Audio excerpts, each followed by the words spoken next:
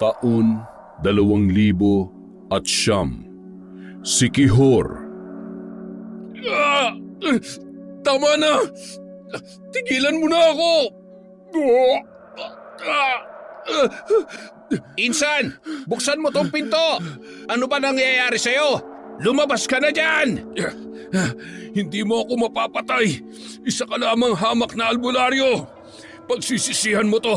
Walang sino man ang makakakontra sa kapangyarihan ko. Tatapusin ko siya. Tatapusin ko siya.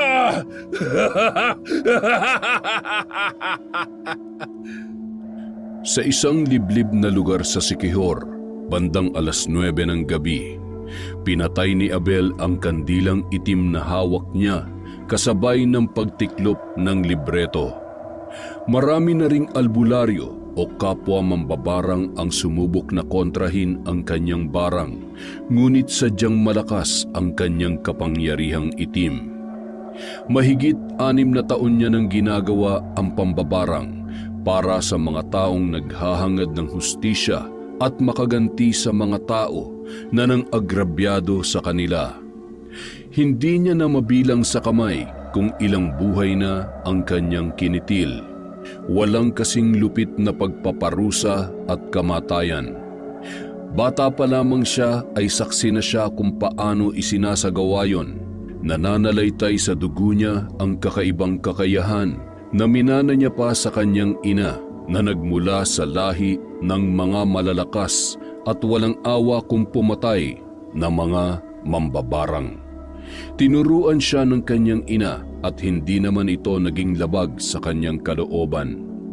Malayo sa mga tao at walang sino man ang nakakaalam noon ng kanilang sikreto hanggang sa binawian ng buhay ang kanyang ina. Sa takot na matulad sa sinapit ng kanyang ina kung saan isang malakas na mambabarang ang nakalaban niya, pinili niyang magbagong buhay. Itinago niya ang libreto kung saan nakasulat ang mga dasal para sa sinasamba ng mga katulad niyang mambabarang. Hanggang sa nakilala niya si Clara na anak ng isa sa kilalang pamilya sa kanilang baryo. Dahil mahirap siya, hindi sang-ayon ang mga magulang ng dalaga sa pakikipagrelasyon niya kay Clara. Kaya naman lihim silang nagkikita. Gayunpaman, nung nagdalang tao na ang kasintahang si Clara ay itinakwil siya ng sarili niyang mga magulang. Bumuo sila ng simple, masaya at payapang pamilya. Mahal na mahal niya ang kanyang asawa na si Clara, lalong-lalo na ang nag-iisa nilang anak na si Ben. 2 taon pa lamang noon si Ben nung nagkaroon ng malubhang karamdaman si Clara. Dahil wala silang sapat na pera, hindi na ipagamot o nadalaman lang sa ospital ang asawa ni Abel hanggang sa binawian na ito ng buhay. Sinisi siya ng mga magulang ni Clara, sinaktan at higit sa lahat ay inilayo sa kanya ang kanilang anak. Wala siyang kalaban-laban para ipagtanggol ang kanyang sarili at ang karapatan niya bilang ama. Alam niyang mas mapapabuti ang anak niya sa kamay ng mga magulang ni Clara. Gayunpaman, ipinangako niya sa kanyang sarili na magsusumikap siya para makuha at makasama ulit ang anak niyang si Ben. Si Goryo, ang kanyang pinsan, na ulila na rin katulad niya, ang naging karamay niya ng mga panahong lugmok na lugmok siya. Bumalik siya sa pambabarang kapalit ng malaking halaga ng pera. Gayunpaman, itinatak niya sa kanyang isipan ang sinabi ng kanyang nanay na ang pambabarang ay para lamang sa mga taong pinagkaitan ng hustisya at inapi. Katulad ng kanyang ina, nung niyakap niya ang pambabarang ay lubos niyang inaalam kung marapat bang isagawa niya ang kahilingan ng kanyang kliyente. Ay, tagal naman matapos. Naubos ko na tuloy itong isang kahang sigarilyo.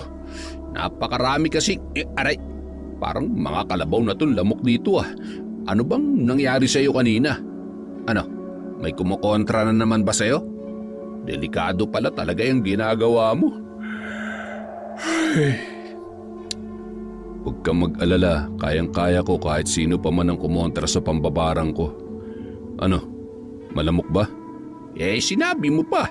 Bakit ba kasi kailangan pa natin dumayo dito? Doon mo na lang sana itong ginagawa sa bahay para naman hindi na natin kailangan pang bumiyahe ng malayo. Hayaan mo, mas ligtas ang sikreto natin dito. At saka malaking bagay na natitingnan-tingnan natin to para hindi tuluyang masira. Alam mo naman kung gaano ka-importante sa akin ang bahay namin ni nanay. Isa pa, bakit ba ako nagpapaliwanag sa'yo? Gusto mo bang bawasan ko yung sahod mo? Wag! Insa naman! Kung gusto mo, bumalik ka na ulit sa loob eh. Maghihintay ako kahit hanggang 2 araw pa.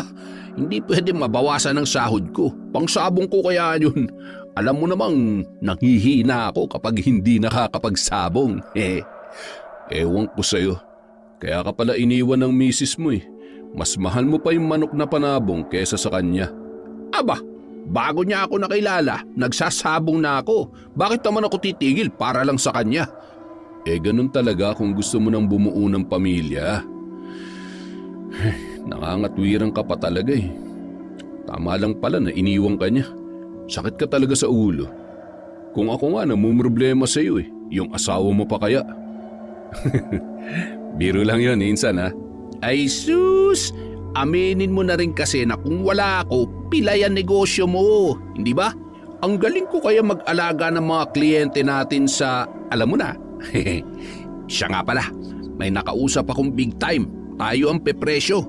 Iniwan ng asawa, sumakabilang bahay daw at binubugbog pa siya. Ano sa tingin mo? Sige, tanggapin mo para maturuan ng leksyon ng lokong yon. Yung kanina naman, tinanggihan ko na agad. Alam ko namang aayawan mo rin eh. Bakit? Anong sabi sa'yo? Ay, gustong ipabarang yung kaibigan niya. Kaibigan niya pala eh. Bakit ipapabarang niya? Naiinggit. Malamang sa malamang mas maganda o mas magaling sa kanya. Medyo tsaka eh. Mukhang pinagli sa sama ng loob yung muka. Loko. Tama lang na tinanggihan mo. Wala akong planong tumulong sa mga ganyang tao.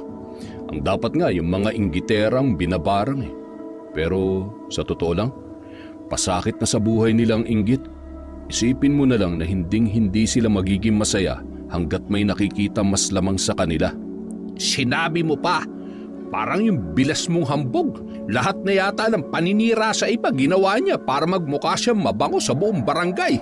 Sigurado pag nagkita kayo, hindi niya matatanggap na maayos ng buhay mo ngayon. At malamang sa malamang, panayang sulsul pa dun sa biyanan mong kampon din yata ng kasamaan. Hayaan mo na lang sila. Konting-konti na lang. Makuha ko lang ang anak ko. Kakalimutan ko na lahat ng kahiyupang ginawa nila sa akin. Alam mo, Insan, dapat inisa-isa mo nang binarang ang mga yan eh. Mga walang puso. Ipinagkait nila sa yung sarili mong anak. Pagkaitan mo nga rin sila ng buhay. Dapat ganun eh. Ay, yun ang hindi kakayanin ng konsensya ko. Pamilya pa rin sila ng babaeng minahal ko. Isa pa, tama naman sila at naiintindihan ko kung bakit kinuha nila sa akin noon ang anak ko. Kaya sa ngayon, kailangan maipakita ko sa kanila na kaya ko ng buhayin ang anak namin ni Clara. Pasasaan ba't magkakasama rin kaming ulit na mag-ama? Yun lang naman ang dahilan kung bakit ginagawa kong lahat ng ito eh. Paano kung hindi pa rin nila ibalik sa iyo yung bata? Mauutak ang mga yun. Sa tindi ng galit nila sa iyo ngayon, imposibleng sasang-ayon na lang sila sa iyo ng basta-basta. Ay, tsaka na natin pag-isipan yan. Sa ngayon, kailangan muna nating umuwi at baka magsidatingan na ang ibang mga mangingisda. Mabuti pa ngang umuwi na tayo. Mauubusan na ako ng dugo sa dami ng lamok dito. Mamahalin pa naman ang dugo ko. Puro ka talaga kalokohan. Halika na nga. Nagpatuloy sila sa paglalakad sa makitid na daan, papunta sa lugar kung saan nakaparada ang kanilang motor. Agad na sumakay si Goryo at umangkas naman si Abel. Inabot din ng 30 minuto ang kanilang biyahe bago nakauwi. Sa tuwing araw ng Martes at Biyernes isinasagawa ni Abel ang pambabarang. Kung minsan ay inaabot pa sila ng hating gabi sa lumang bahay na yon para isagawa ang ritual. Sa katunayan, malaki rin ang kinikita niya sa ganong gawain, lalo na kapag natataon na mayaman at bigatin ang mga lumalapit sa kanya. May mga panahon din na kapos sa pera ang humihingi ng tulong kina Goryo at Abel, pero malugod nila yung tinatanggap lalo na kung naaawa si Abel at may malalim na dahilan. Magkakalayo naman ang pagitan ng mga bahay at wala namang pakialam ang mga nakakakita sa iba nilang kliyente na pumupunta. Dahil abala rin ang mga kapitbahay nila sa kanya-kanyang trabaho. Isa pa, malapit siya sa mga taga roon dahil madalas siyang nag-aabot ng tulong. Alam din ng karamihan kung gaano kalakas ang negosyo ni Abel, pag-aangkat at pagbebenta ng lamang dagat sa mga pamilihang bayan sa Siquijor. Malapit ang ipinatayo niyang bahay sa dagat, kaya naman hindi sila nahihirapang mamili ng sariwang laman dagat mula sa mga lokal na mangingisda. May mga dumadayo rin para magbenta ng nahuli mula pa sa iba't ibang baryo. Pagkatapos ay ide-deliver nila ni Goryo ang mga yon sa pamilihang bayan ng Bultuhan. Kung minsan naman ay may mga nag-o-order na negosyante at nagmamay-ari ng mga restaurant. Lahat ng meron siya ay nagmula sa pera na naipon niya sa pambabarang at nang makaipon ng sapat na puhunan, naisipan nilang magpinsan ang pagnenegosyo at pagbili ng mga lupang sakahan. Maswerteng lumago ang kanyang negosyo sa tulong na rin ng kanyang pinsan na si Goryo. Pagdating nila sa bahay ng gabing yon, ay nagmadaling magluto ng hapunan si Goryo habang nakikipag-usap naman si Abel sa mga mangingisdan nagbebenta ng kanilang mga nahuling isda. Insan, halika na, kumain na tayo. Sigurado maya-maya marami pang magsisidatingan yan. Ayos, sakto, gutom na ako. Nakakapagod ang araw na ito ah. Iniisip ko na lang talaga yung malaking halagang kikitain para sipagin ako eh. Tama ka dyan. Ako naman iniisip ko na malapit na ang Sabado. Kailangan ko ng perang pampusta sa sabong. Sigurado mananalo yung alaga ko. Gaano ka naman kasigurado dyan? Kapag natalo ka dyan, sayang lang ang pera mo. Yan mo na. Wala namang pamilyang umaasa sa akin at wala rin naman akong anak na pinapakain. Wala din naman akong pagkakagastusan o girlfriend. Wala nang sakit sa ulo, hindi pa butas ang bulsa ko. Ay, alam mo, sana ganyan lang kasi ang buhay. Yung walang iniisip na problema. Ano bang pinoproblema mo? Ang dami-dami mo ng pera. Oo na, may pera nga ako. Hindi na ako hampas lupa at hindi na rin ako matatawag pang mas mahirap pa sa daga. Kung ganito lang ang buhay ko mula nung nagkakilala kami ni Clara, siguro buhay pa siya hanggang ngayon. At sana kasama ko yung anak namin. Alam mo, huwag ka na magsayang pa ng panahon. Kunin mo na ang anak mo sa kanila. Yung mga nangyari noon, hindi mo na ginusto yun eh. Kung sana sinuportahan nila kayo, hindi naman mamamatay yung anak nila eh. Ang problema kasi, kapag gipit ka, mas lalo ka pang gigipitin. Susubukan kong kausapin yung ama ni Clara. Gustong-gusto ko na kasing makita at mayakap man lang yung anak ko. Hay, ilang taon na kayo hindi nagkita. Malamang sa malamang, hindi ka nakilala ng sarili mong anak. 2 taon lang si Ben noon. Nasa 7 taong gulang na siya ngayon. Ano ba talagang plano mo? Makikipagmabutihan ka sa tatay ni Clara pagkatapos ng ginawa niya sa iyo noon? Kung kinakailangan, kaya ko namang gawin yun. Handa kong kalimutan na nakaraan at ang lahat ng pang-alipusta at panghahamak nila sa akin. Basta ibalik nila sa akin si Ben. Gusto mo bang samahan kita? Sige, sa Sabado sana. Ayos lang ba? Ano? Sabado talaga? Insa naman? May 7 araw sa loob ng 1 linggo, bakit naman Sabado pa? Sige na, kaya ko naman mag-isa. Baka lagnatin ka pa kapag hindi ka nakapagsabong sa Sabado.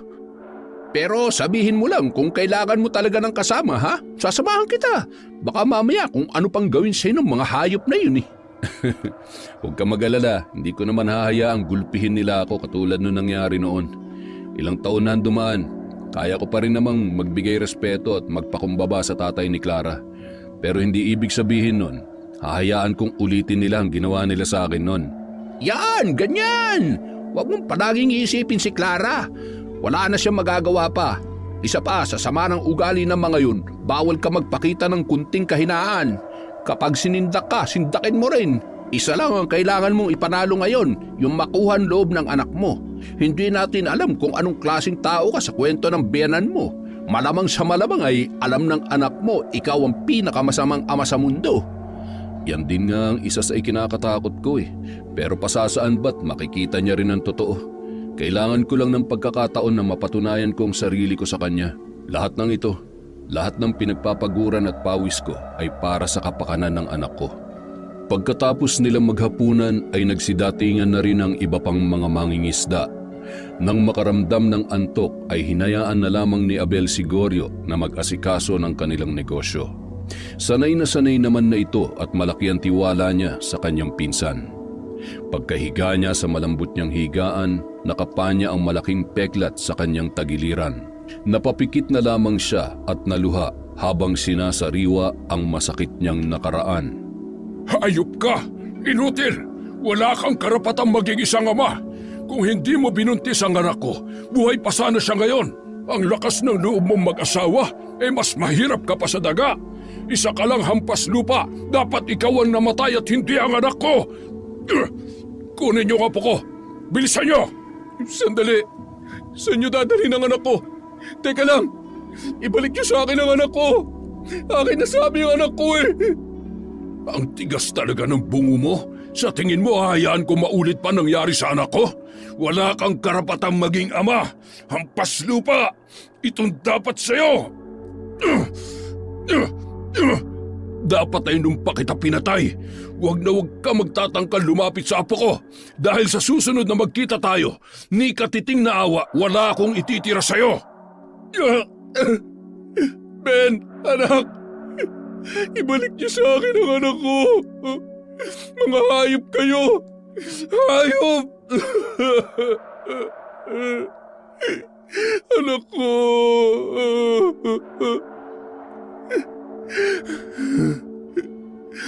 Diyos ko, nawala na sa akin ang asawa ko. Ngayon naman kinuha nila sa akin ang anak ko. Ano pa ang silbi ng buhay ko? Ano?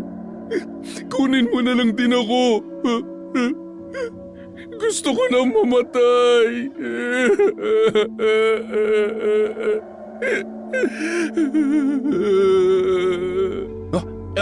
Insan, anong nangyari dito? Sino may gawa nito sa'yo? Duguan ka. Dadalhin kita sa ospital. Hayaan mo na lang ako. Wala nang dahilan para mabuhay pa. Kinuha nilang anak ko. Tama sila. Inutil ako. Walang kwenta. Kasalanan ko kung bakit namatay si Clara. Nakikiusap ako, pabayaan mo na lang ako mamatay para matapos ng sakit na nararamdaman ko.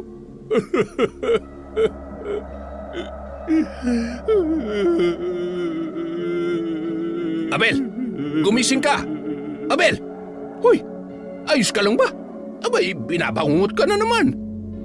Ilang taon na ang lumipas, ngunit madalas pa ring napapanaginipan ni Abel ang kanyang mga pinagdaanan sa kamay ng matapobreng ama ni Clara na si Rico. Walang araw na hindi sumagi sa isipan niya ang kanyang anak. Matagal niya nang gustong makasama si Ben, ngunit naghihintay lamang siya ng tamang pagkakataon kung saan mahaharap niya na ng kalmado ang pamilya ni Clara na naging banta sa buhay niya sa loob ng maraming taon. Sumunod na araw, pagkagaling nila sa pamilihang bayan kung saan nag-deliver sila ng mga isda, tumigil sila sa harap ng isang pribadong paaralan.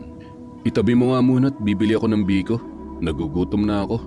Ikaw, anong gusto mo? Kahit ano, pwede namang yung tindera na lang. Ang ganda eh, oh. Huwag mo akong mabiro-biro. Gutom na ako. Tatanungin ko talaga kung pwede siyang bilhin. Gusto mo ba ng sakit sa ulo o taga-tinola ng mga pansabong mo? Aroy, hindi bali na. Biko na lang din sa akin. At syempre, huwag mong kalimutan yung panulak, ha? Teka, nakikita mo ba yung nakikita ko? Ano ba yun? Si Matching, ayun. Si Matias. Hindi naman sila nagkaanak ng asawa niya? Sino yung sinusundo niya rito? Hindi kaya... Sandali lang. Lalapitan ko lang siya. Insan, sandali. Pambihira naman talaga, oo. Hintayin mo ako, oy. Matyas. Uy, ikaw pala. Minumulto ba ako?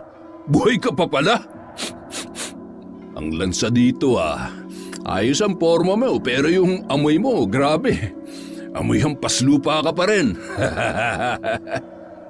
Hayop na matching to. Kapag ako hindi nakapagpigil, sasagasaan ko to ng truck eh. Pasensya na, medyo sensitive lang ang pangamoy ko. Medyo nalilito ko kung ikaw ba yung malansa o itong kasama mong seahorse eh. Oh, kung sabagay magpinsan nga pala kayo. Madalas magkasama kaya malamang sa malamang. Iisa lang ang amoy ninyo. Seahorse pala ha? Tadya ka na't basagin ko kaya yung mukha mo. Wag na lang pala. Mukha namang sira na eh.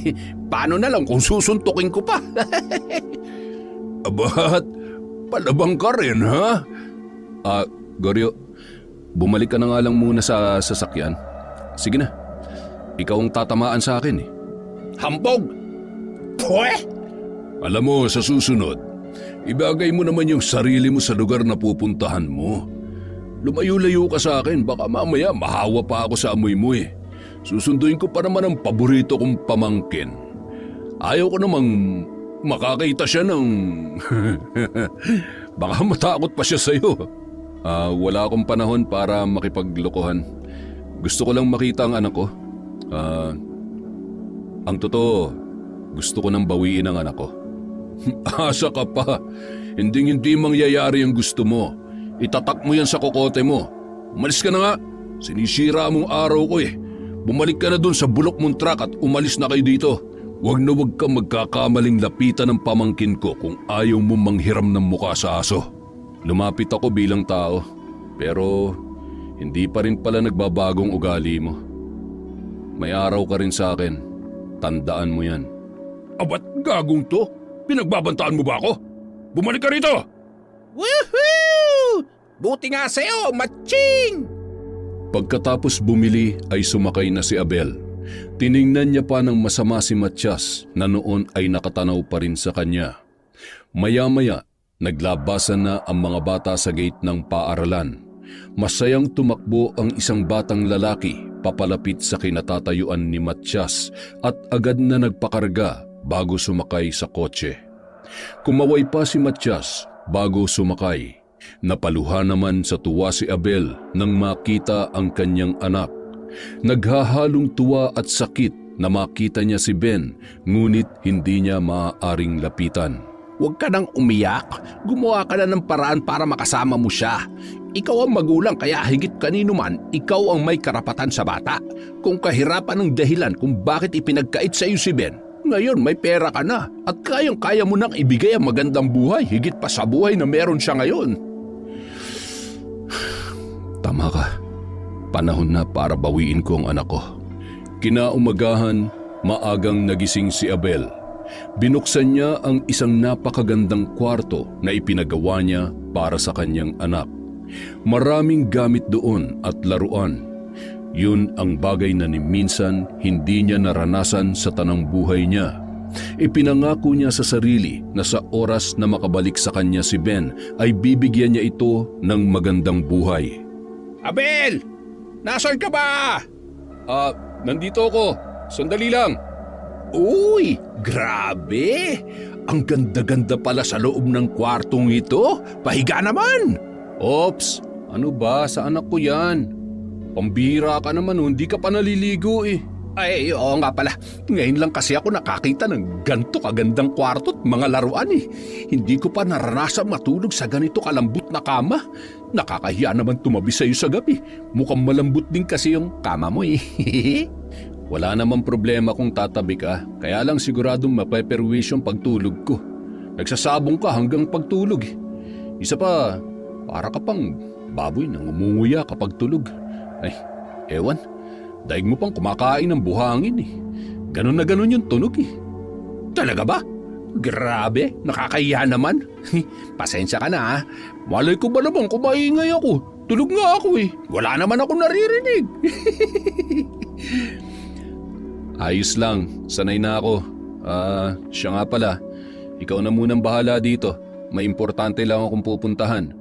Kapag may pumunta na may ipapabarang, ilista mo na lang yung mga detalyeng kailangan, pati na rin ang gamit na dala. Itabi mo na lang.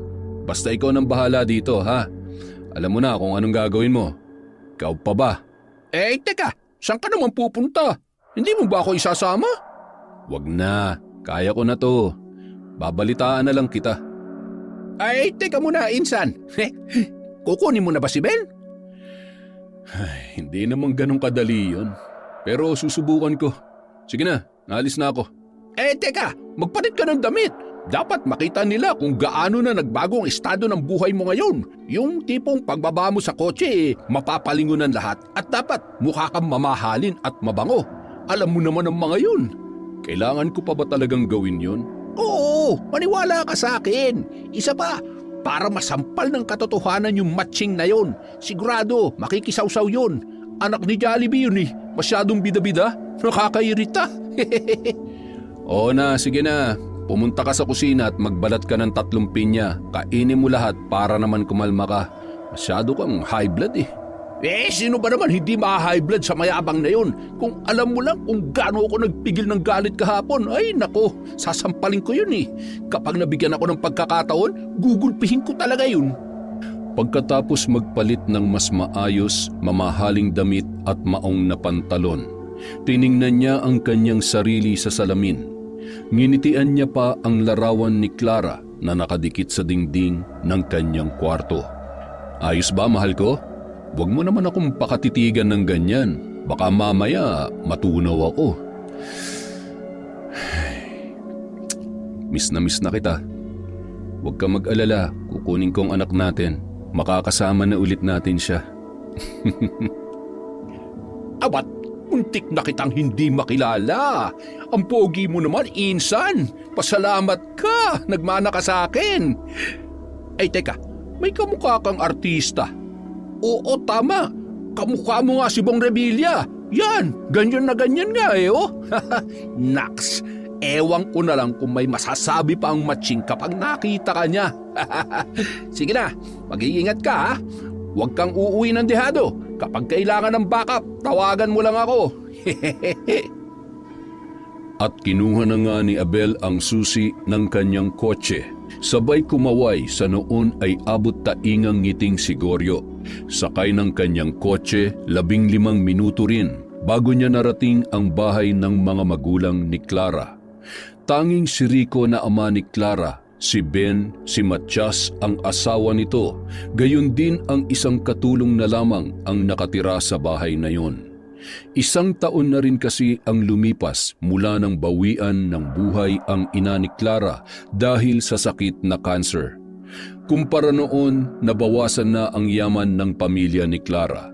Unti-unti nang humina hanggang sa nalugi ang kanilang mga negosyo, lalo na't nagkakaedad na si Rico at hindi niya na matutukan ang pamamalakad dahil nagiging sakitin na rin ang matanda. Karamihan sa negosyo nila ay iligal, katulad ng sabungan at iba pang sugal. Pagkatapos niyang iparada ang sasakyan sa labas ng gate ay sakto namang labas ni Ben sa bahay, hawak ang kanyang laruang bola. Nang makita niya si Abel sa labas ng bahay ay agad siyang tumakbo at lumapit doon. Nakangiti namang pinagmamasdan ni Abel ang kanyang anak. Hi po, bisita po kayo ni Lolo? Nanonood po ng TV si Lolo sa kwarto. May sakit po siya, nakakaawa nga po siya eh. Ano pong pangalan niyo? Ako si Abel.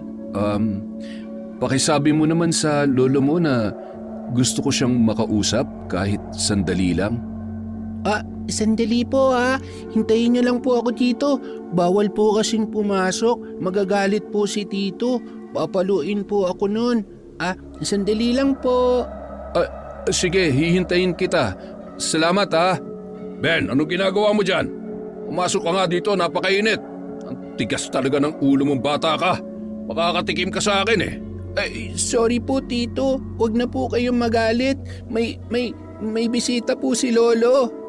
Ilang ulit ko bang sasabihin sa'yo na dito ka lang sa loob? Mamaya magkasakit ka na naman. Nasaan na ba kasi yung pamalo ko? Maayos ka ha? Huwag mong uubusin ang pasensya ko lalo na ngayong masama ang pakiramdam ng Lolo Rico mo. Wala kang kakampi dito sa bahay. Isa pa, wala rin dito ang tita mo, kaya yari ka talaga sa akin, makita mo.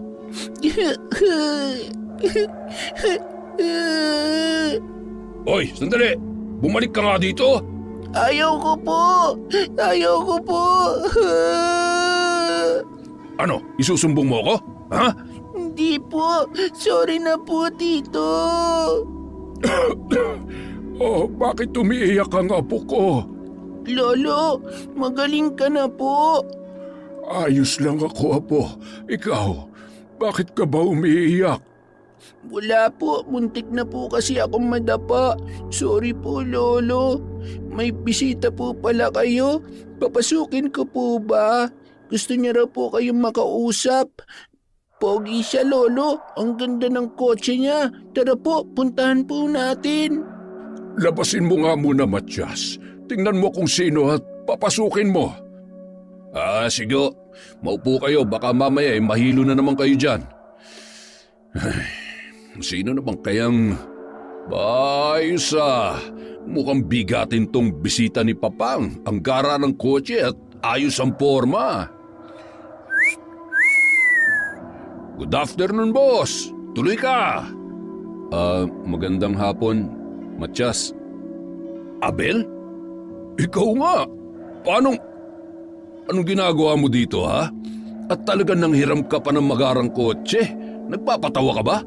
Kung pumunta ka rito para magyabang, huwag ka nang magsayang ng oras dahil kahit anong ganda ng damit mo at ano pang gara ng sasakyan, nangangamoy ka pa rin.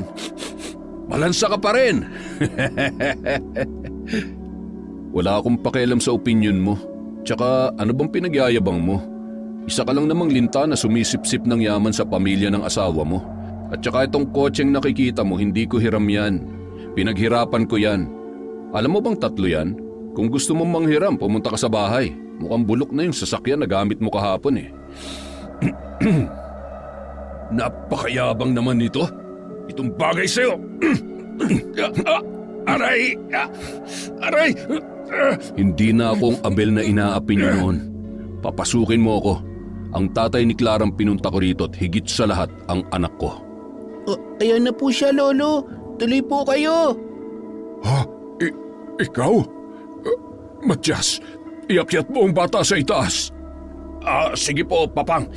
Halika na, Ben. Dito lang ako kay Lolo. Hindi nga pwede. Huwag kang makulit. Sige na, apo.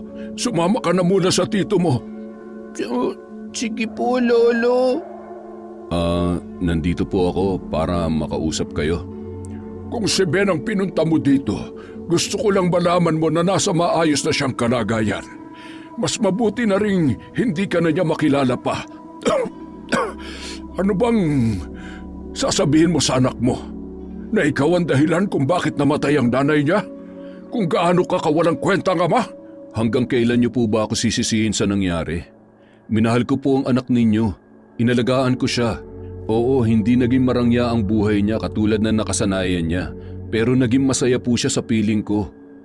Wala namang may gusto na magkasakit siya. At lalong hindi ko ginustong mamatay siya. Ilang beses kami nakiusap at humingi ng tulong sa inyo, pero ilang beses nyo rin kaming pinagtabuyan.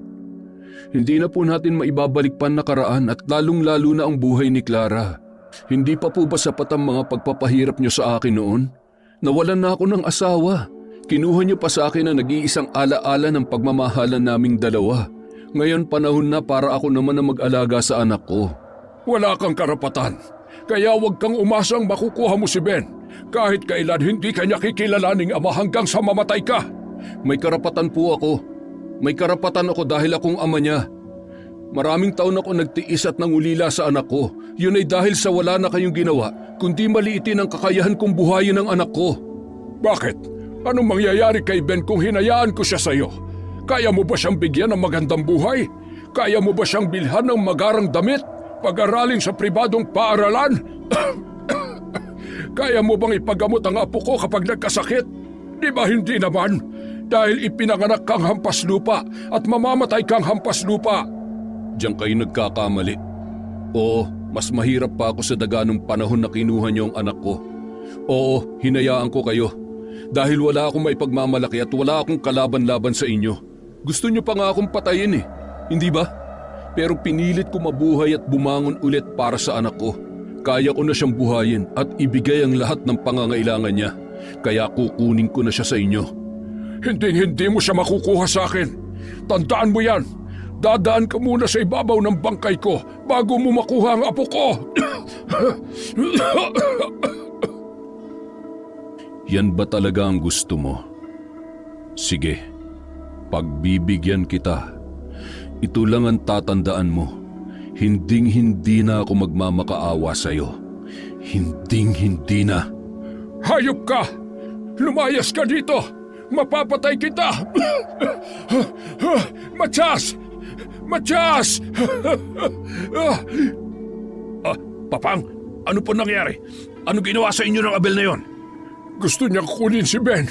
Hindi ako papayag. Si Ben ang nag-iisang tagapagmana ko. Sa akin lang ang apo ko. Papang, kung ibigay na lang ho kaya natin ang gusto niya para manahimik na siya at hindi na tayo guluhin pa. Isa pa, mukhang totoo nga ang nasagap kong balita na mayaman na siya ngayon.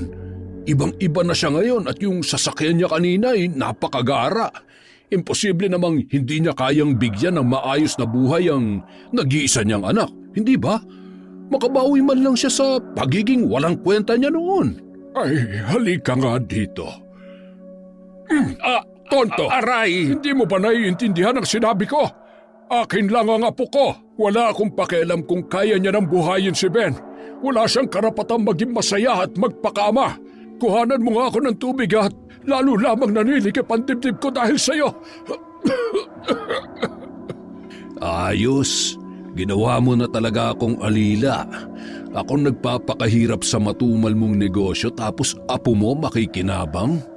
Mamamatay ka rin matanda ka. At yung salot na batang yan, balang araw, mawawala din yan sa bahay na to. Matyas, nasaan ang tubig ko? Bilisan mo! Lolo, nasa na po yung pogi kanina? Friend niyo po ba siya? Pwede ko rin po ba siyang maging friend? Apo, hindi ko kaibigan yon. Sa susunod kapag nakita mo yon, huwag kang lalapit, ha? Masamang tao yun. Naintindihan mo ba? Pero Lolo, mabait po siya sa akin kanina. Hindi ka ba naniniwala kay Lolo? Alam mo, Apo, kunwari lang yun na mabait. Sige na, umakyat ka na sa itaas at manood ka lang lamang ng TV. O, sige po, Lolo. Napangisi na lamang si Matyas nang marinig ang sinabi ng matanda sa kanyang apo. Samantala, nung mga oras na yun ay nagngingit-ngit sa galit si Abel habang siya ay nagmamaneho. Pinupukpok ang manibela at mabilis na pinapatakbo ang sasakyan. Hindi pa rin mawala sa isip niya ang masasakit na salitang binitawan ng matanda. Pagod na akong maging mabuti sa iyo, tanda. Panahon na para lumaban. Patawarin mo ako, Clara, pero hindi ko na kaya magtimpi pa. Humanda ka sa akin. Lintik lang ang walang ganti. Babawiin ko ang anak ko. Babawiin ko siya.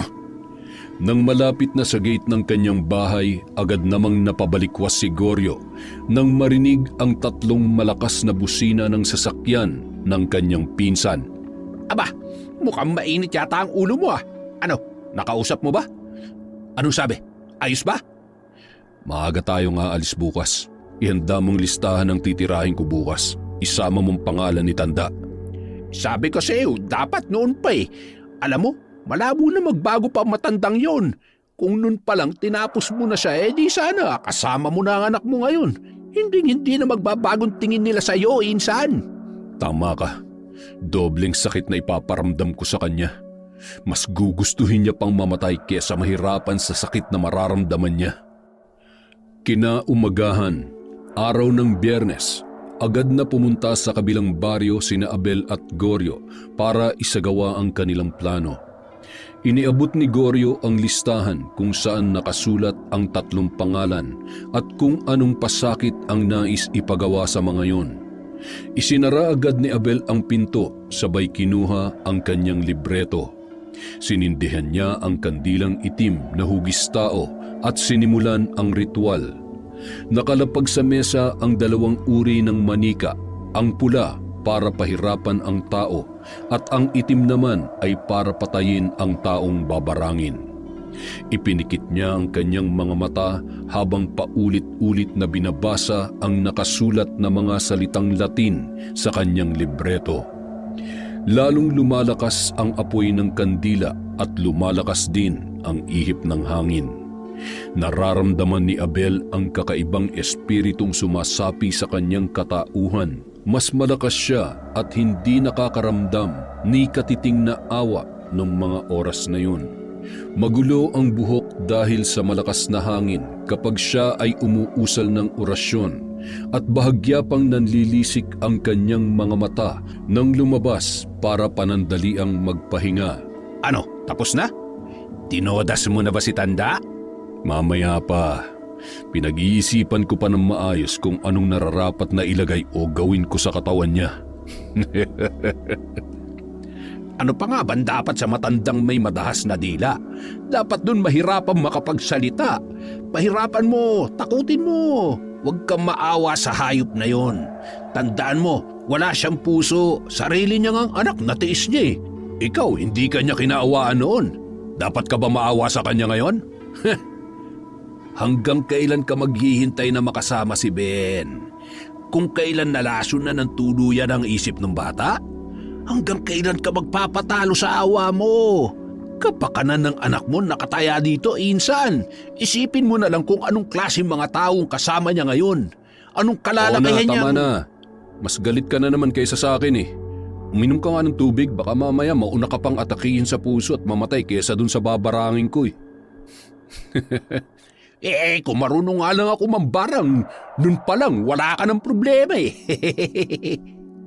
Salamat, insan. Salamat saan?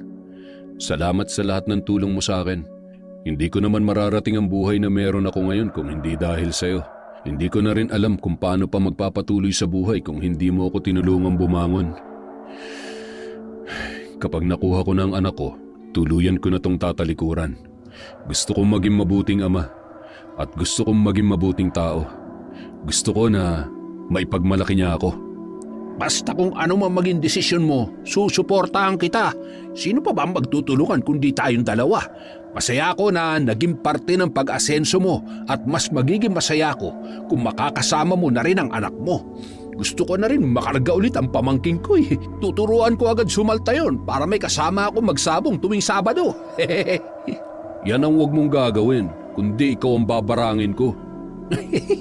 Ayaw mo kasi akong samahan eh, di yung pamangking ko na lang. Idagdag ko kaya ang pangalan mo dito sa listahan. May oras pa. Pwedeng ikaw muna bago si Tanda. Oy, wag! Nagbibiro lang naman ako. Pikon? Sige na, bumalik ka na dun sa loob para matapos na at na makauwi na tayo. Kapag inamot tayo ng gabi, mabubugbog na naman ako ng 1,000,000 lamok dito. Sayang naman ang pagpapaputi ko kung mapupuno lang ng kagat ng lamok ang braso at mukha ko. Sira. Sige na, huwag kang mag-alala bago sumapit ang dilim, tapos na to. Muling pumasok si Abel sa lumang bahay at muli niya ring sinindihan ang mga kandila. Napabuntong hininga pa siya at tila ba nagdadalawang isip sa kanyang gagawin. Habang tinititigan ang iba't ibang insekto na nasa loob ng mga garapon, siya ay napangisi. Sa mga pagkakataong yun, mas iniisip niya ang kapakanan ng anak niya at higit sa lahat, gusto na niyang gumanti sa lahat ng ginawa ni Rico sa kanya. Binuksan niya ang libreto at muling inusal ang nakapangingilabot na mga salitang Latin. Bahagya pang sumilip sa maliit na butas si Goryo. Kitang-kita niya kung paano nag-aalab ang galit sa muka ng kanyang pinsan na may hawak na manika at itinutusok ang kung ano-anong mga patay na insekto sa iba't ibang parte ng katawan. Humalakhak ng malakas si Abel matapos isagawa ang kanyang ritual sa pambabarang. Naramdaman niya namang may nakamasid sa kanya at nakita niya ang nakasilip na si Goryo sa awang ng pader na yari sa tabla. Kinuha niya ang kutsilyo na ginagamit niyang panghiwa sa katawan ng manika. Hinawakan niya yun ng mahigpit at ibinato banda kung saan nakatayo si Goryo. Huwag mo nang pahirapan ang sarili mo, Insan. Kung gusto mong matutunan ang ginagawa ko, pumasok ka dito. Sinilip ko lang kung anong ginagawa mo kay Tanda. Pinatay mo na ba o pinahihirapan mo muna? Unti-unti ko siyang pahihirapan. Gagapang siya sa lupa na parang uod. Tingnan lang natin kung hanggang saan aabot ang tapang niya.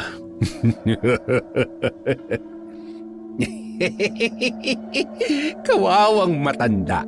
Baka sakaling bago mamatay, matauhan man lang kahit kaunti at mabawasan ang kasamaang ugali. Tsaka pala, paano si Matching? Dapat sinabay mo na rin para naman hindi na siya maging sagabal pa sa plano mo. Bigyan pa natin siya ng konting panahon. Pero isang pagkakamali na lang, isusunod kong pagpiestahan ng mga uod at bangaw ang buo niyang katawan. Basta ngayon sigurado kung unti-unti nang nararamdaman ni Tanda ang mga alagad ko. Alas 5 ng hapon nang makauwi sina Abel at Goryo. Sakto, pagdating nila kararating lang din ng mga mangingisda.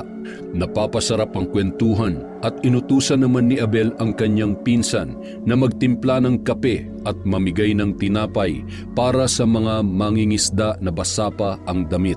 Inabot kasi sila ng malakas na ulan sa dagat. Samantala, pagkagat pa lamang ng dilim ay hindi na mapakali ang matandang si Rico. Pabalik-balik ito sa banyo at iniinda ang labis na paghilab ng kanyang sikmura. Ben, apo, tawagin mo nga ang tiyo Matyas mo. Sige po, Lolo. Sandali lang po. Matching! Matching! Matching! Oh, saan ka na naman pupunta? Matching! Sinong Matching, ha? Bastos kang bata ka. Aray ko po. Hindi ikaw yan, Tito. Si Matching yan nasa libro kong bago. Tawag po kayo ni Lolo. Masakit yata ang tiyan niya. Punta siya ng punta sa CR. Bisit. Malamang sa malamang utos na naman yan. Sabi mo sa kanya, papunta na. Sige po. Buisit, utos na naman. Buisit, utos na naman. Oh, nasaan na ang tito Matyas mo? Lolo, sabi niya, buisit, utos na naman. Susunod lang ako. Ano? Hoy, batang sinungaling. Kung ano-ano na naman yun lumalabas dyan sa bibig mo. Manang-mana ka talaga sa tatay mo. Tatay ko? Nasaan po ang tatay ko? At saka, nasaan po ang nanay ko? Ang dami mong tanong. Bumaba ka nga doon. Doon ka maglaro't magpasaway sa katulong. Okay po. Matching! Matching! Halika nga dito. Sa susunod na banggitin mo pa yun kay Ben. May kalalagyan ka sa akin. Pasensya na ho kayo, Papang. Nakakapikon ho kasi ang batang yan eh. Bata nga, hindi ba? Bata lang yan kaya wag mong patulan. Tsaka matalino ang apo ko. Mas matalas pa nga ang memorya niyan kesa sa'yo. Aray ko. Kanina ko pa hindi maintindihan ang nararamdaman ko. Ang sakit ng sikmura ko parang may mga galamay na tumutusok. Haplusan mo nga ako ng kung anong maanghang dyan. Bilisan mo. Sabi ko na nga, Abe. Higa po kayo ng maayos at haplusan ko kayo. Anong nangyayari sa inyo? Bakit ho ang dami niyong pantal na kulay itim? Ano po bang kinain ninyo? Ano pa ba naman ang kakainin ko? Di siyempre kung anong ibibigay mo sa akin. Hindi ka talaga nag-iisip. Buksan mo nga ang isa pang ilaw para makita ko. Ano ito? Ano nilagay mo sa pagkain ko, ha? Baka nilalason mo na ako.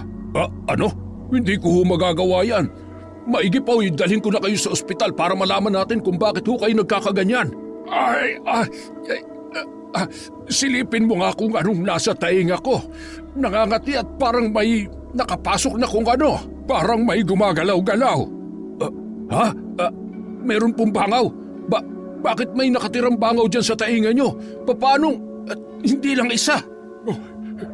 Hindi. Aray! Ano ba nangyayari sa akin? Dalhin mo ako sa ospital ngayon din. Opo. Kaya lang, paano ko po kayo dadalhin sa ospital? Wala na po tayong pera. 2 buwan na rin pong walang sahod ang katulong natin. Gumawa ka ng paraan. Aray, ang hina mo talaga. Kumuha ka ng timba. Nasusuka ko. Aray ko! Ano yan? Bulate? Kadiri!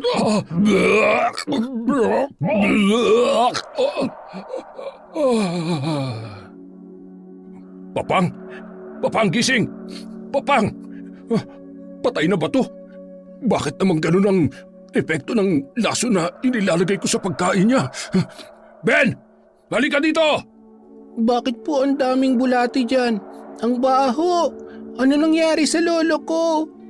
Pinatay mo siya? Pinatay mo siya ng mga bulate? Lolo! Lolo! Tito, humihinga pa siya. Buhay pa po si Lolo. Dalhin natin siya sa doktor. Ay, lintik na to. Buhay pa nga. Halika, dali! Mula ng gabing yon, tuluyan na nanghina ang matanda. Wala ring magawa pa si Matias dahil wala naman na silang pera. Hindi niya rin maaaring ibenta ang kanyang sasakyan para ipambayad sa ospital. Halos 1 buwan nang hindi umuuwi ang kapatid ni Clara na asawa ni Matias. Hindi niya malaman ang dahilan pero malakas na rin ang hinala niya na may kinalaman yun sa hindi nila pagkakaunawaan. Madalas kasing nagtatalo ang dalawa dahil hindi niya ito mabigyan ng anak. Sa madaling sabi, baog si Matias. Walang kaalam-alam ang inosenteng bata sa mga nangyayari. Pinabayaan ni Matias ang ama ng kanyang asawa. Unti-unti na ito nanghihina hanggang sa nagsusugat na ang kanyang katawan. Bumubulwak ang nana sa bawat sugat at mayroong lumalabas na uod. Malakas ang hinala ni Matias na nabarang ang matanda pero hindi man lamang siya gumawa ng paraan para maisalba ang buhay ni Rico. Batid niyang maraming kaaway ang matanda kaya maraming posibleng magtangka sa buhay nito. Lingid sa kanyang kaalaman, may lahing mambabarang si Abel, ang taong may matinding galit sa kanila.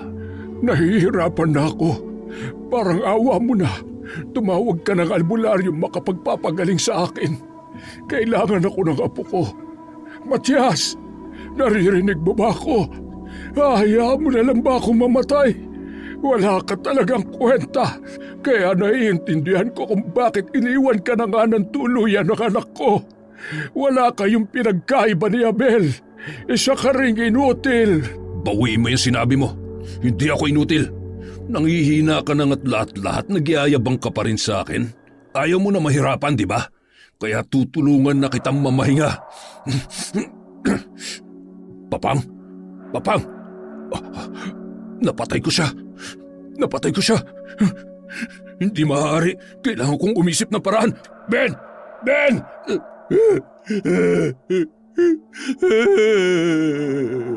Po, bakit po kayo umiiyak?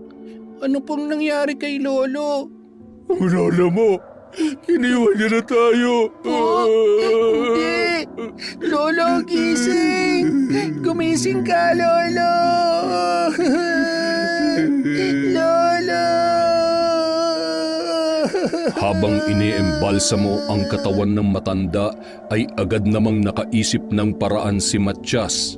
Isinanla niya ang natitirang lupain para may panggastos sa burol at pagpapalibing sa matanda.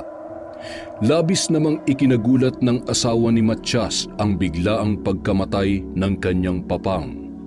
Kahit alam na ni Matias na may ibang kinakasama ang kanyang asawa, ay minabuti niyang magmaang-maangan upang maisagawa ang kanyang plano. Insan, hindi ba tayo makikipaglibing? Ay, kakayanin ba ng konsensya ko na makipaglibing pa? Ako nga nagpahirap ng husto bago binawian ng buhay ang matandang yun. Bakit napapabuntong hininga ka? Hindi ba dapat masaya ka na at masosolo mo na ang anak mo? Nagtataka lang ako. Hindi akong pumatay sa kanya. Hindi pa siya dapat namatay dahil tinatakot at pinahihirapan ko pa lang siya. Malakas ang hinala ko na may ibang dahilan ng pagkamatay niya. Hindi kaya sinadya siyang patayin? Sa sama ng ugali nun, hindi imposible yan. Ang kaso, paano naman? Hindi naman binaril. Nasa bahay lang naman nung binawian ng buhay. Baka dahil sa takot. Kung ako yung nasa sitwasyon niya, parang mas okay nang mamatay na rin ako. Ay, siya nga pala, ang balita ko, isinanla na yung mga natitirang lupa ng matanda. Wala na, lubog ng pamilya nila. Grabe ang lupit ng karma, di ba? Kailangan ko na makuha ang anak ko. Baka mamaya mapahamak pa siya dun. Wala akong tiwala sa Matiyas na yun. Higit sa lahat, pakiramdam ko may kinalaman siya sa unti-unting pagkalugi ni Tanda eh. Ibang takbo ng utak nun, kaya hindi sila magkasundo ng kapatid ni Clara eh.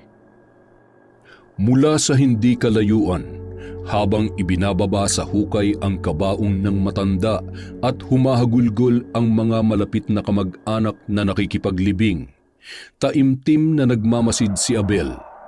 Tila ba binabasa niya ang isip ng bawat taong naroroon, lalong-lalo na ang hindi magkumayaw sa iyak na si Matiyas. Nabalot naman ng awa ang kanyang puso para kay Ben, na pilit na pinapatahan ng kapatid ni Clara. Best actor pala yan si Matiyas. Kulang na lang sumama sa libing para hindi magmukhang guilty. Malalaman din natin kung may tinatago siyang sikreto. Bukas na bukas din, kukunin natin si Ben. Bakit ipagpapabukas mo pa? Ngayon na! Masyado niya pang ninanamnam ang pagkawala ng lolo niya. Hayaan muna natin siya. Nandiyan naman ang kapatid ni Clara eh. Oy, sige, ikaw ang bahala. Desisyon mo yan. Matapos ang libing, masinsinang nag-usap sina Matiyas at ang kanyang asawa tungkol kay Ben. Napagkasunduan nilang ibabalik na ang bata kay Abel. Nag-iwan pa ng sulat ang kapatid ni Clara dahil hindi na siya magkakaroon ng pagkakataon na makipag-usap. Nagpaalam na rin agad ito kay Matiyas na babalik na sa Maynila para sa trabaho. Mahigpit na yakap na lamang ang itinugon ni Matiyas at matamis na halik para sa kanyang asawa. Mag-iingat ka sa pagmamaneho, mahal. Mahal na mahal kita. Huwag ka mag-alala. Ako nang bahalang maghatid kay Ben bukas. Kumaway pa siya habang papalayo ang sinasakyan ng kapatid ni Clara. Sa wakas, wala nang hahadlang pa sa mga plano ko. Magsama kayo ng tatay mo sa impyerno, Taksil! Kinaumagahan, kalat na kalat ang balita tungkol sa aksidente na sinapit ng kapatid ni Clara. Bumangga at sumabog ang sasakyan nito. Natupok ang sasakyan, pati na rin ang kanyang katawan. Abel, gising! Ang aga pa. 8:00 pa tayo aalis. Yung asawa ni Matiyas, patay na. Paanong? Na-aksidente tapos ayun, nasunog kasama ang sasakyan niya. Grabe. Magbihis na tayo. Susunduin na natin si Ben. Ha? Akala ko ba mamayang 8:00 pa? Huwag nang maraming satsat, bilisan na natin. Eto na nga eh. Nagmamadaling naligo at nagbihis si Abel, pati na rin si Goryo. Halos lumipad ang sinasakyan nila sa bilis ng patakbo ni Abel. Ano to? Biyaheng langit? Abay, hinay lang naman kung gusto mo pa makasama ang anak mo. Hindi ko maintindihan kung bakit. Pero iba talagang pakiramdam ko sa mga nangyayari. Ano bang tumatakbo dyan sa isip mo? Bagalan mo naman. Pagkarating nila ay nakabukas na ang gate. Nakatayo at nakatingin sa kawalan si Matiyas na tila ba wala sa sarili. Nilapitan nila ito. Nagulat na lamang silang dalawa nang biglang humagulgol si Matiyas.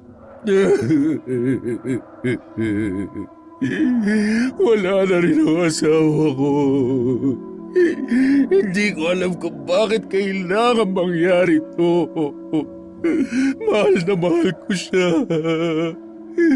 Hindi ko kakayanin na mabuhay nang wala siya.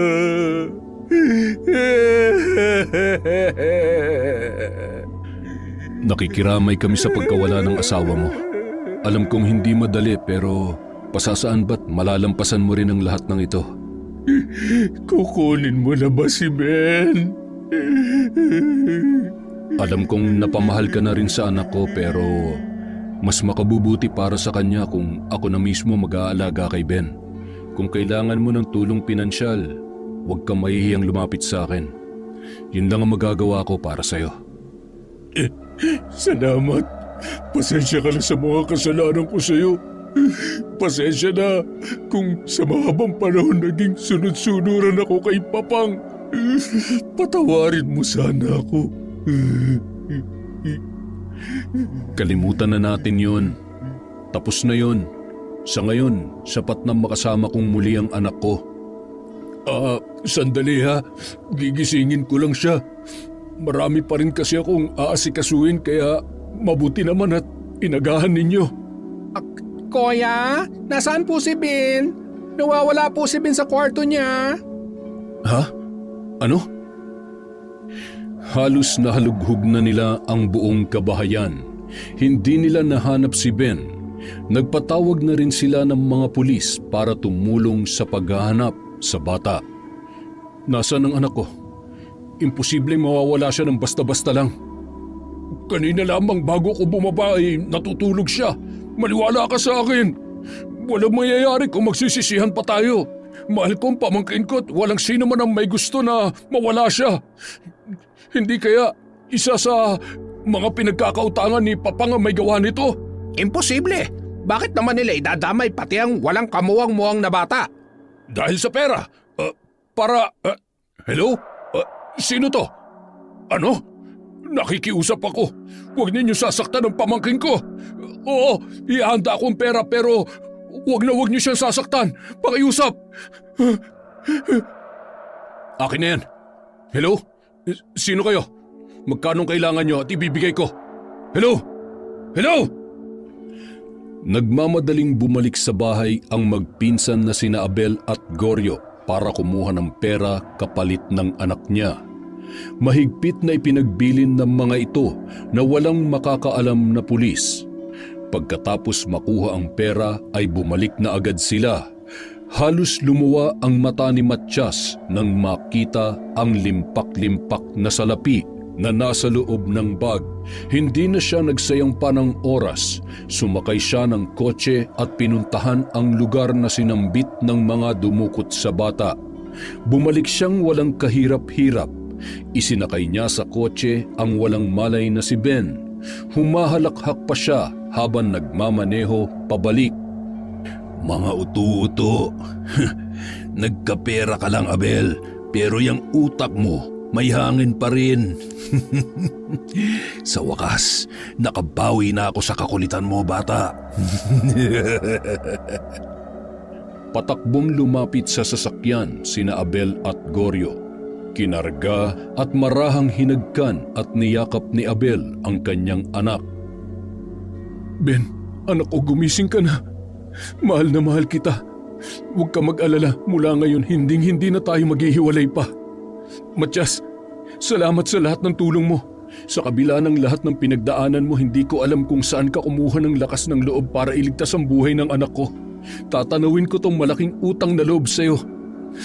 Siya nga pala, iparating mo sa mga dumukot kay Ben. May kabayaran ang ginawa nila sa anak ko. Anong ibig mong sabihin? Huwag mo nang alalahanin pa yung sinabi niya. Sige na, magpahinga ka na. Matulog ka na tapos huwag ka nang gumising. Tarantado ka. Style mo, bulok. Pagka-uwi sa bahay ay agad na dinala ni Abel sa kwarto ang kanyang anak. Mahal ko, nakuha ko na ang anak natin. Magkakasama na ulit tayo. Anak, gumising ka na. Mahal na mahal ka namin ng nanay mo. Magluluto muna ako ng pagkain natin. Grabe ang nangyari sa araw na to. Grabe ang utak ng lokong yun. Kaya lang masyado siyang halata eh.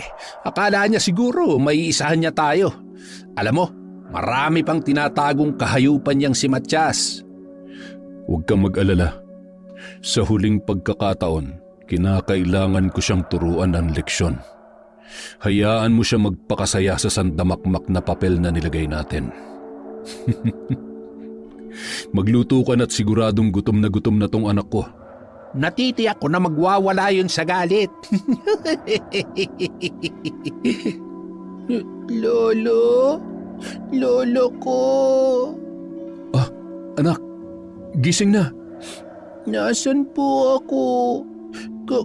Kayo? Bad po kayo, di ba? Hindi ako bad. Ben, ako ang tatay mo. Tatay? May tatay ako?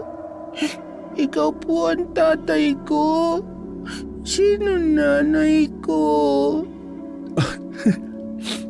Wala na si nanay, anak. Nasa langit na siya kasama ng lolo at lola mo. Pero nakikita mo ba yung magandang babae na nasa larawan? Yan si nanay.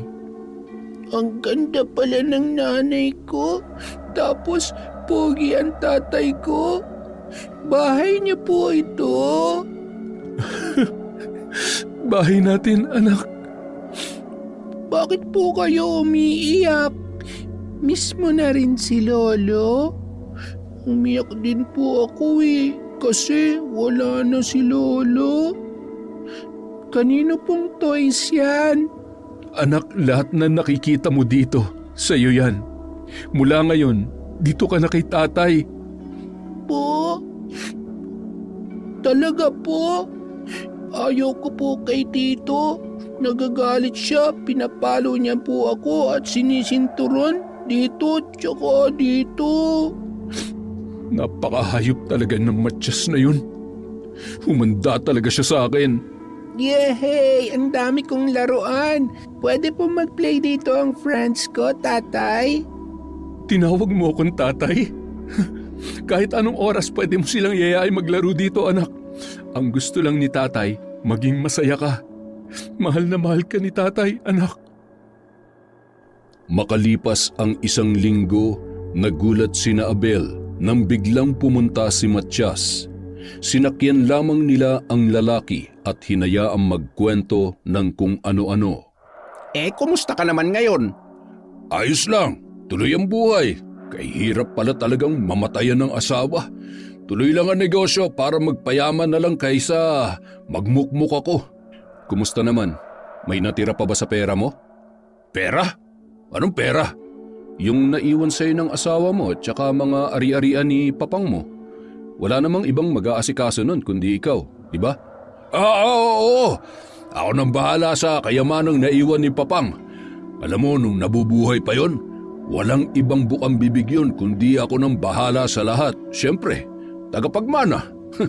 Asawa ng magandang panganay niya. Alam mo na, wala Di ka talaga gusto ni papang. Masyadong mapili talaga ang matandang yun. Ewan ko ba kung bakit masyadong malapit sa akin? Kaya nga nung mamatay siya talagang parang dinurog ang puso ko. Ay, buhay nga naman. Abay, parang may paparating yatang bagyo dito Ha? Nanood ka ba ng balita? Oo, tsaka lakas ng hangin at medyo kumakapal na ang ulap. Siya nga pala. Bakit napasyal ka? May sadya ka ba? May bago kasi akong sisimulang negosyo Kaya lang, medyo kapos sa budget. Ayun naman pala. Kayabangan lang talaga. Magkano ba? 50,000 lang. Mabilis ko rin may babalik yan.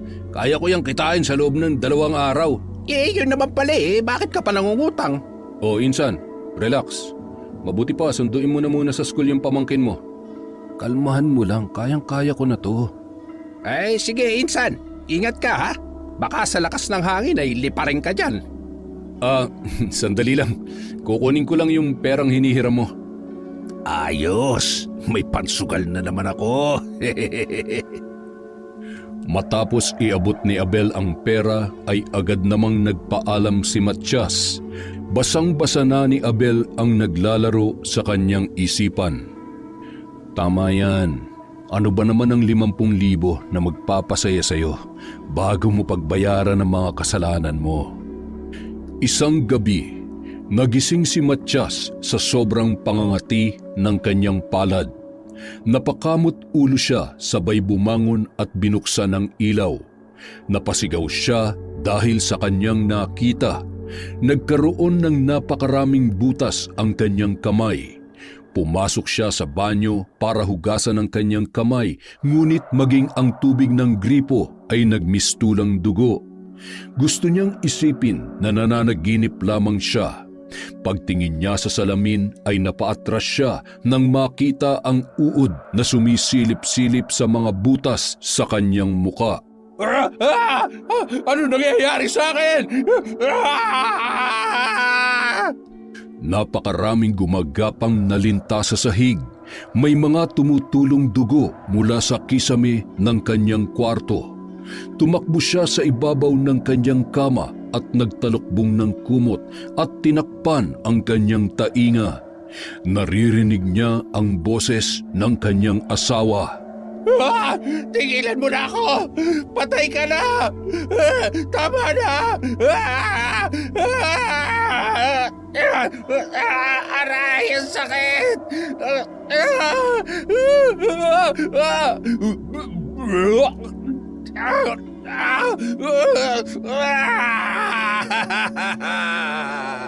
Biglang mayroong babaeng duguan na humablot ng kanyang kumot. Hinawakan siya nito sa leeg at ramdam niya ang malamig na kamay at matatalas nitong kuko. Hindi siya makagalaw o makasigaw sa sobrang takot. Dinukot nito ang kanyang dila. Ramdam na ramdam niya ang paggalaw ng kanyang tiyan. Lumobo yon at nagsilitawan ang malalaking ugat. Kasabay ng kanyang pagsigaw dahil sa sobrang sakit ay lumabas sa bibig niya ang iba't ibang uri ng insekto. Napahawak siya sa kanyang ulo na parang binibiyak sa kirot. Sabay-sabay na lumalabas ang malalaking alupihang pula sa kanyang ilong at tainga. At ang mas ikinagulat niya pa, libo-libong maliliit na ahas ang nagpapasukan mula sa bintana at pintuan ng kanyang kwarto. Halos hindi na siya makahinga dahil sa pagkakasakal sa kanya ng babae hanggang sa mawalan na siya ng malay. Kinaumagahan, nagising si Matyas na nakahiga sa sahig. Tiningnan niyang maigi ang kanyang mga kamay, sabay tumayo at lumapit sa salamin. Bumalik sa normal ang kanyang itsura, ngunit bakas na bakas sa kanyang muka ang hirap na kanyang sinapit nung gabing yon. Ganito rin ang nangyari kay Tanda eh. Hindi kaya imposible, pero kailangan ko malaman ang totoo. Gaganti ako. Hindi ako maaaring mamatay. Kailangan ko pang lasapin ang sarap ng buhay at natitirang kayamanan ni Tanda. Nung araw ding yon, pumunta siya sa isang kilalang albularyo para malaman kung ano at sino ang siyang may kagagawan ng lahat ng nangyayari sa kanya. 5:00 ng hapon, naglalaro sa labas ng bahay ang mag-ama nang dumating si Matyas. Ayos ah! Ang saya-saya niyo naman! Pasok po muna ako, tatay. Doon na lang po ako maglalaro sa kwarto ko. Sige, anak. Teka lang, Ben. Hindi mo man lang ba na-miss si Tito? Uy! Abot! Mukhang nakainom ka yata. Kumusta? Eto, ayos lang. Buhay na buhay pa. Alam mo, kahit pala barang hindi ako mapapatumba ng basta-basta. Barang? Oo, barang. Kunwari ka pa eh, alam mo naman siguro yun. Ay, oo. Tama lang yun sa mga taong halang para magtino. Hehehe. Kung hindi na kayang ayusin ng barangay, ay sige, ipabarang na lang. Ba, ayos ah. Mga gawain lang yun na duwag. Hindi kayang pisikalan kaya dinadaan sa barang. Ako kasi kung gusto kong maningil, hindi ko na kailangan mambarang. Ikaw ba, Abel? Depende. Kaya ko naman pareho kung gugustuhin ko. Ayos ah. Ano, maghahanap ng mambabarang o ikaw na mismo mambabarang? Ako na mismo mambabarang para masaya at pahihirapan ko hanggang sa mamatay. Basta napatunayan ko na may kasalanan sa akin. Ganun ha? Kaya pala binarang mo ko, hayop ka? Akala mo hindi ko malalaman, ha? Inuubos mong pasensya ko. Kung sinasamba mo ang demonyo, pues gusto ko malaman mo na mas masahol pa ako sa Hindi ako demonyo. natatakot sa'yo. Alam ko kung gaano kaitim ang budhi mo. Kaya alam ko na sa ating dalawa, ikaw ang dapat maunang masunog sa impyerno dahil hindi ka na magbabago. Hindi ko alam mo sinasabi mo. Anong hindi mo alam? Talaga? Gusto mo isa-isahin ko pa? Basang-basa ko na yung utak mo kaya hindi ka maaaring magsinungaling sa akin. Hindi ba ikaw ang pumatay sa ama ng asawa ko? Huwag kang magmalinis. Ikaw ang nambarang sa kanya, kaya ikaw ang mamamatay tao at hindi ako. Huwag mong ibigay sa akin ang kasalanan mo. Pinatay mo siya. Sinakal mo siya. Ha? Paanong? Hindi totoo yan! Hindi ka na nakontento. Pati sarili mong asawa pinatay mo. Wala kang awa. Hindi ko alam ang mga sinasabi mo, sinungaling ka. Kung may gusto man akong patayin, ikaw yun! Hoy, sumasobra ka na talaga! Yan ang dapat sa'yo. Gusto na kitang ilibing ng buhay. Teka, ayos ka lang ba, Insan? Ayos lang ako. Bakit mo naman dinali ng tubo? Tingnan mo nga kung buhay pa. Oo, buhay pa yan. Humihinga pa naman eh. Gusto mo, ipaimbalsa mo ko na eh. Huwag mo na. Pagbabayarin pa natin ang hayop na yan. Walang kabayaran ng ginawa niyang kasalanan. Pahihirapan ko siya para magtanda. Ay, mas makakabuti siguro kung ipaubaya na lang natin sa batas sa mga kasalanan niya. Sapat na yung pag-iimbestiga mo at saka may sapat ka naman ng ebidensya para makulong ang mokong na to. Hayaan mo na muna ako. Alam ko kung anong ginagawa ko. Dalhin mo sa bodega yan. Ikulong mo muna doon habang nag-iisip pa ako kung anong gagawin ko sa kanya. Ari ko, ang bigat naman nito. Baka naman gusto mo akong tulungan. Hilahin mo na lang sa paa. Baka maibalibag ko pa sa dagat yan eh. Nagpalingon-lingon pa si Goryo bago hinila ang walang malay na si Matias papunta sa kanilang bodega. Pagkatapos ay nagluto na siya ng hapunan. Pagkaluto ay nagpasya siyang silipin ang kalagayan ni Matias. Aba, tulog pa rin. Natuluyan na yata. Hoy, gumising ka nga dyan. Kumain ka muna para may lakas kang makipag... Gago! Isang malaking pagkakamali na binuhay niyo pa ako.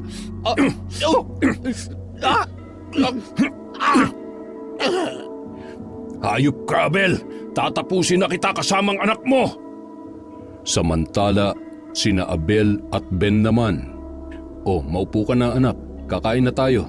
Ngayon pa talaga naisipang lumabas ng Tito Goryo mo. Wow, paborito ko yan, Tay. Fried chicken. Talaga anak? Opo, Tatay, may... Ano yun anak? Bakit parang takot na takot ka? Ano, Abel? Gulat ka, no? Wala ka talagang kasing sama. Wag! Ito, please! Wag mo saktan ng tatay ko! Manahimik ka.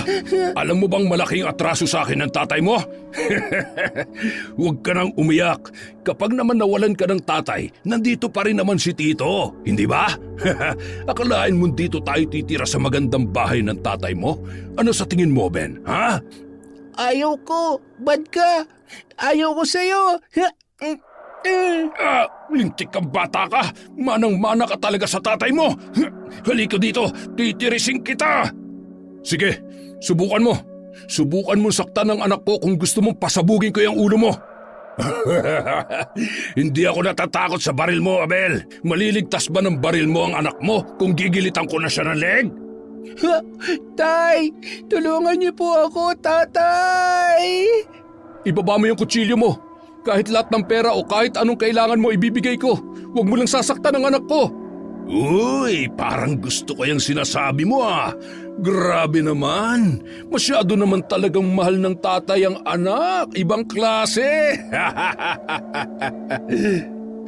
Hindi mo alam kung hanggang saan ang kayang gawin ng isang magulang para lamang sa anak niya. Dahil hindi ka naman naging magulang at hindi mo mararanasan magkaanak dahil baog ka. Buti na lang dahil kawawa naman ang anak mo kung ganyang kasama ang ugali mo. Napakabuti mo naman, Abel. Kung makapagsalita ka, parang ang linis mo. Alam ba ng anak mo na alagad ka rin naman ng demonyo? Ha? Alam niya bang mambabarang ka?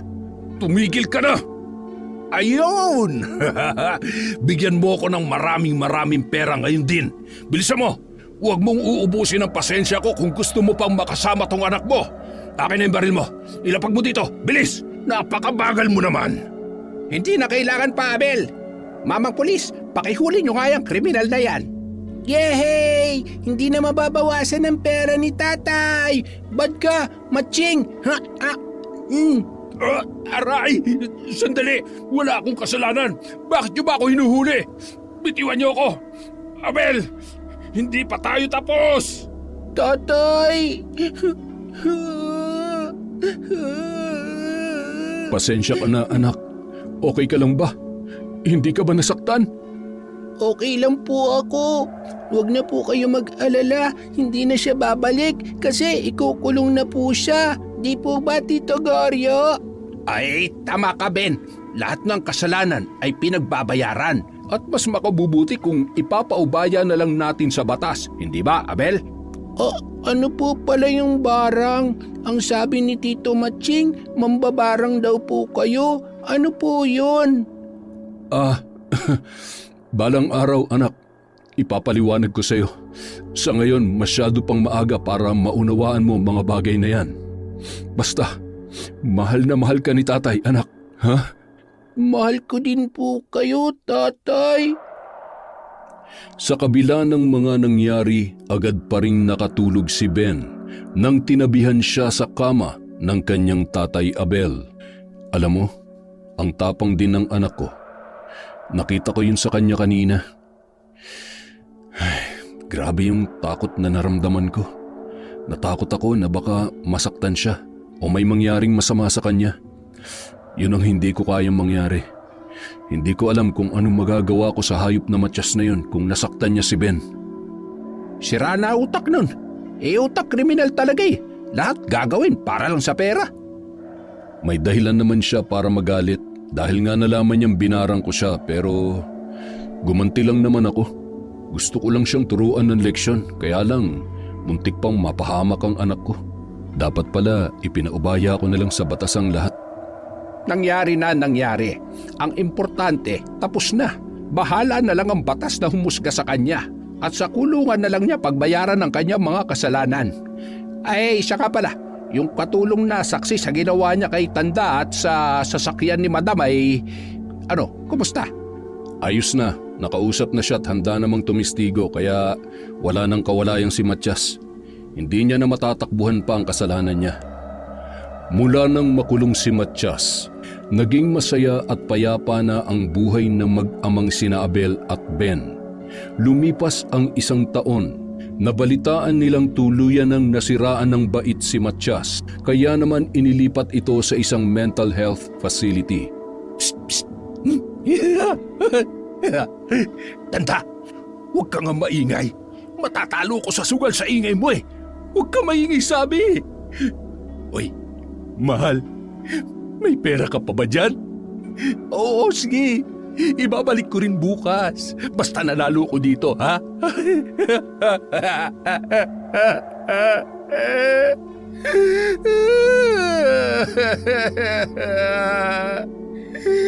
Bakit may uod na naman dito? Pakalat-kalat.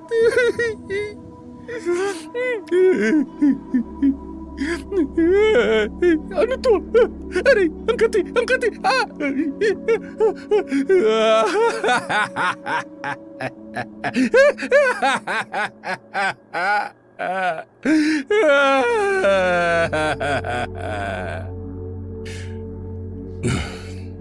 Kumusta ka na, Matias?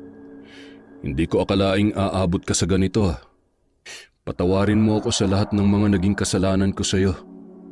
Sana gumaling ka pa at magkaroon ng pagkakataon na magbago. Ay, teka! Kilala kita! Oo, ikaw nga! Pamangkin kita! Ben, ikaw ba yan? Mayaman ka na, di ba? Kautang naman oh! Pahingi naman ng pera si Tito. Bibili lang ako ng sasakyan. Susundin ko yung asawa ko.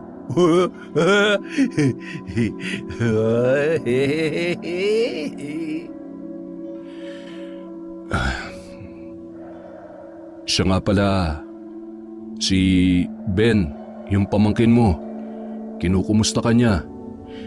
Hindi daw siya galit sa'yo. At salamat pa rin sa mga panahon na inalagaan mo siya. Pahingi pera sabi. Umalis ka na nga. Siraulun to. Nasaan na ba yung basket na punong-puno ng alupihan?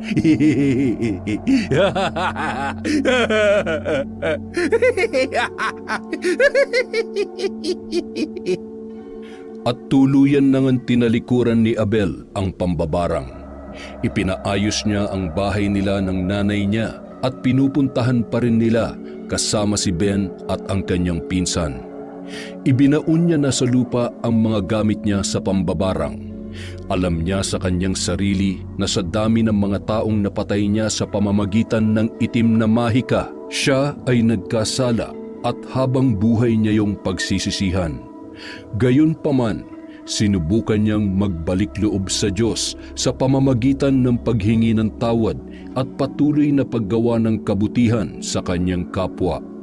Ginawa niya yon hindi lamang para sa kanyang sarili, kundi para na rin sa kanyang anak na si Ben. Oh, anong iniisip mo? Wala naman. Iniisip ko lang kung bakit sa kabila ng mga kasalanan ko hindi pa rin ako pinabayaan ng Diyos. Siguro dahil alam niyang kailangan ako ng anak ko. Hindi ka naman talaga masama Naging biktima ka lang ng sitwasyon, Abel. Ginawa mo lamang yon dahil nung mga panahong yon ang pinakatama. Lahat naman ay nagkakasala. Hindi naman yun ang tinitingnan ng Diyos para tanggapin ka sa langit. Dahil kahit naging mapait sa iyo ang mundo, paulit-ulit mo pa rin pinipili na maging mabuting tao.